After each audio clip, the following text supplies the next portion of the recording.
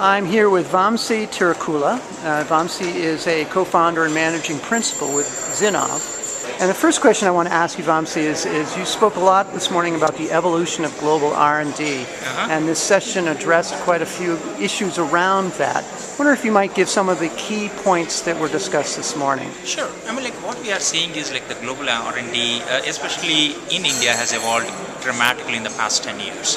What we have seen in the 10 years ago was predominantly about the cross arbitrage and looking at leveraging talent. Over the period of time, in the past few years, especially in the past 3 years or so, companies are looking at providing more and more value add from their centers in India, whether it is the captive centers or whether it is with the vendor partners. In the areas of especially around the revenue generation and the customer satisfaction capabilities, customer services capabilities, and are also looking at defining the vision for the next generation products. So we have seen quite a dramatic shift in terms of how the corporate leaders perceive the global centers. They do not see that anymore as a low-cost center alone. It is one of the key centers, as they would have a Silicon Valley office or a Boston office or an Israel office. India is really considered a part of one of those centers. So that is the key difference that we have seen, and we also have seen the leaders and the ecosystem really grow up to support those requirements. So this whole concept that we have promoted of extended development center really is becoming part of the truth. Yeah, I don't think that any product company can afford to just outsource a product or a problem to somebody and say, hey, just execute it. They have to become integral part of the company ecosystem.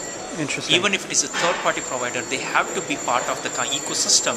Only then they can actually participate in the value addition to the customers.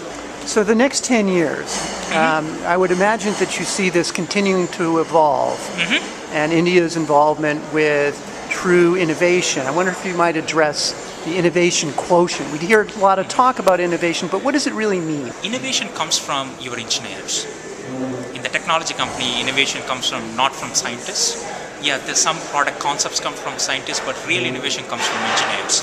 And when you have 30, 40, and some companies 60 to 70% of their engineering base sitting outside the developed markets, you need to have them participate in the innovation. Without their participation, your company cannot innovate. Whether those people are within the captive centers in the global locations or with the vendor partners in the global locations, they have to participate in this. And that is something that we are seeing the trend moving, and in the next 10 years, I don't think that there will be a difference in terms of how you perceive the, whether those people are sitting right next to me or 10,000 miles away, or whether they are on my payroll or somebody else's payroll.